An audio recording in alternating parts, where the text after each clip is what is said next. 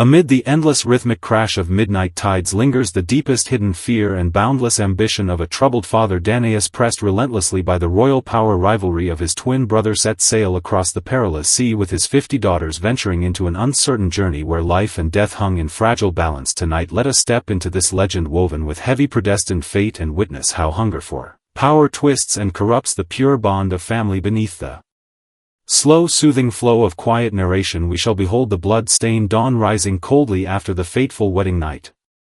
Some weddings are meant to bind two hearts together in eternal union, while others are carefully arranged only for ruthless final reckoning. As Danaus placed sharp daggers into the trembling hands of his own daughters, could he foresee the endless punishment awaiting them deep within the dark abyss of the underworld? This is an ancient Greek legend of desperate flight, bitter betrayal, and inevitable final judgment. In this quiet, peaceful hour, cast aside the weariness and restlessness of daily life, and sink deep into the overwhelming weight of fate that surges forward and recedes again just like the endless tides of the sea.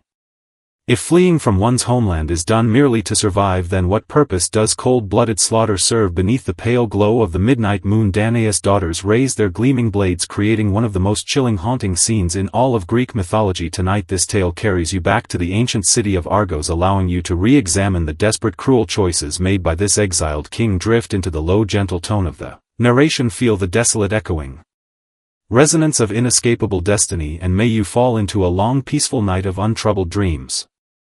Beneath the massive stone foundations of ancient Greek temples one can sometimes catch the faint dripping sound of flowing water, a quiet endless count whispered forth by invisible fate. Imagine 50 grand lavish wedding ceremonies unfolding all on the same night, the whole city draped in bright decorations filled with the rich fragrance of wine and joyful celebration. Yet when the first sunlight of dawn spilled over the horizon, 49 bridegrooms lay forever lifeless in their peaceful slumber, slain silently by the very brides they had just wed. The story hidden behind the name Danaus carries far heavier sorrow and darkness than that single night of brutal bloodshed. Tonight, accompanied by the softly flickering glow of the hearth, we wander into the true life of this tragic figure. Through this tranquil tale you need not strive to memorize. He was first and foremost a father, yet also a reckless gambler, driven half mad by the fear of losing power, and an exiled king who led 50 daughters across the stormy sea in desperate flight. In that ancient era where royal power rested upon precarious, fragile ground, every choice he made carried the bitter, salty breath of the ocean wind and the piercing cold chill of lurking danger. This is a tragic drama woven from mortal fear, the struggle for survival, and collective premeditated murder, as well as an eternal elegy written by fate that no soul can ever outrun.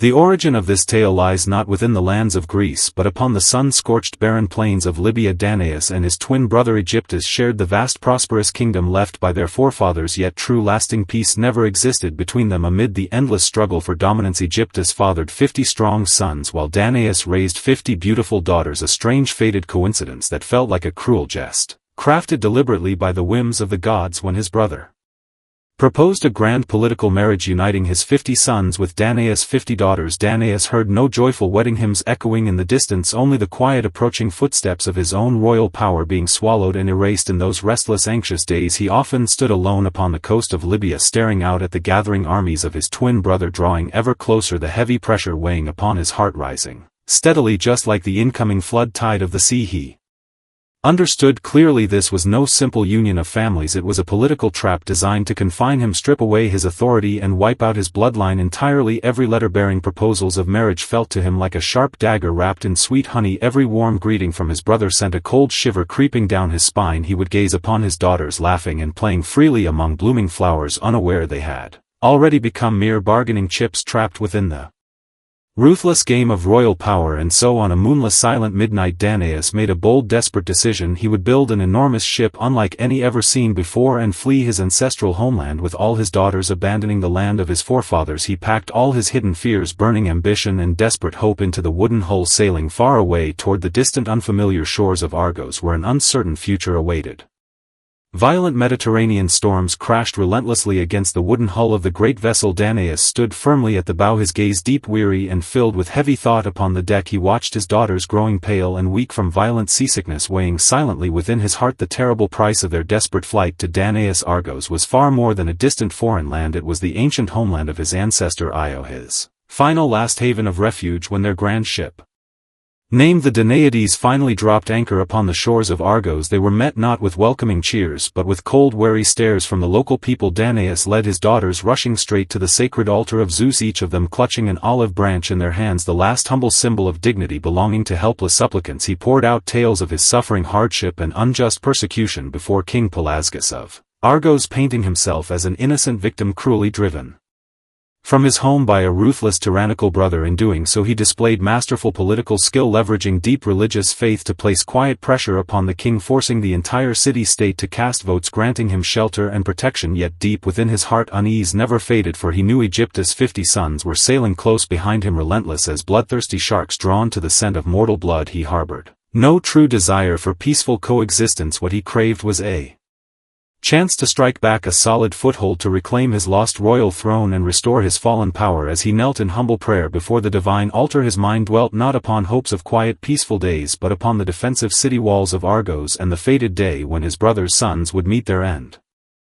Eventually the fleet of Egyptus appeared upon the distant horizon, dark billowing sails veiling the glowing light of the setting sun. Faced with the massive army of determined suitors, the king of Argos yielded to unavoidable fate, and Danaus pretended to submit obediently to the destined arrangement laid before him. Preparations for the 50 weddings unfolded beneath an eerie, unnatural calm, the entire city seemingly immersed in festive joy and celebration. Hidden away from public sight, however, Danaus gathered all 50 daughters within a dim shadowy chamber, candlelight flickering softly, casting cold marble-like stillness over his stern expression. Drawing 50 sharp short swords from beneath his flowing robes, he handed one by one into their trembling hesitant grasp. In a low commanding voice heavy with royal authority and unyielding paternal will, he issued his brutal order: tonight, when your husbands lie drunk and helpless upon your marriage beds, you must drive your blades straight through their throats. This was no gentle plea, it was the supreme decree of both father and king, binding survival and cold-blooded murder inseparably together. The daughters burst into helpless tears, yet fell silent instantly beneath the sharp sternness of his gaze. Danaus warned them harshly: if they refused to slay these men, their entire family would fall into bondage, reduced to mere toys and servants at the mercy of their enemies. In that haunting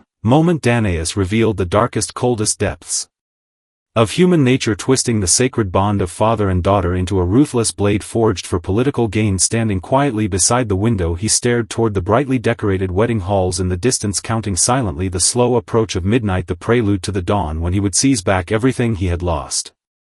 On the night of the grand wedding, the clink of drinking cups drowned out the steady crash of distant waves. The 50 bridegrooms, lowering all caution and restraint, intoxicated by rich wine and the allure of newfound marriage, Danaus sat upon his royal throne, watching coldly upon these young men soon destined for death, even raising his cup in feasting toast in false celebration. When the last flickering lamp faded into darkness and the quiet chime of midnight echoed through the empty palace halls, the thick scent of blood began to drift slowly through silent corridor after corridor. One after another 49 bridegrooms departed life silently in their drunken slumber, untouched by fear or struggle. Only Hypermnestra, the eldest daughter, moved by heartfelt love and pity, chose to spare the life of her husband Lynceus. As the first light of dawn painted the sky, Danaus stood within the palace courtyard, inspecting the gruesome trophies brought back by his daughters, 49 bleeding, severed heads. No trace of sorrow lingered upon his face, only a savage, satisfied grin of bitter revenge. Having finally eliminated the greatest threat standing between him and absolute power toward his only rebellious daughter Hypermnestra, Danaus flew into towering rage, locking her deep within the dark dungeon, condemning her to execution for her disobedience. He could not tolerate the slightest loss of control within his family. In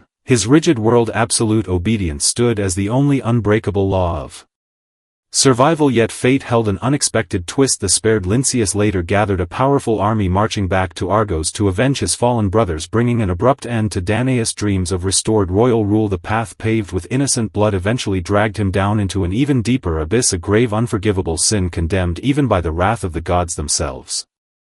The final end of such ancient myths seldom rests within the mortal world but upon the eternal tormenting grounds of the underworld. To this very day Danaus is forced to witness his 50 daughters trapped in endless futile labor deep within the shadowed realm of the dead, condemned to carry water in leaky bottomless jugs, striving endlessly to fill a vast enormous pool, the constant dripping of water echoing without pause their torment. Never ending, this eternal punishment was decreed for their Betrayal of marriage vows, violation of sacred divine law, and blind obedience to a father driven mad by ambition. It stands as the ultimate fated echo of Danaus' cruel choices. Returning to the quiet question lingering at the start, did he truly protect his daughters or merely satisfy his own insatiable hunger for power? The mist-shrouded pages of history and myth reveal a clear, sober truth: whenever a mortal seeks to fill the emptiness of their own fear and ambition with the lives of others, they lose their right to any peaceful future forever. Danaus' life surged forward with the raging fury of incoming tides, only to recede away just as completely, leaving behind nothing but a deep crimson stain upon the empty shore. Tonight, in this quiet, still midnight, let the old schemes of royal intrigue and the shadows of ancient bloodshed drift away gently upon the night wind. May your inner heart remain as calm as a smooth, unrippled sea, free from heavy pressure, inner struggle, and restless unrest. The faint dripping echo of the myth has faded into quiet stillness. Now close your eyes and drift into peaceful, untroubled slumber. Good night.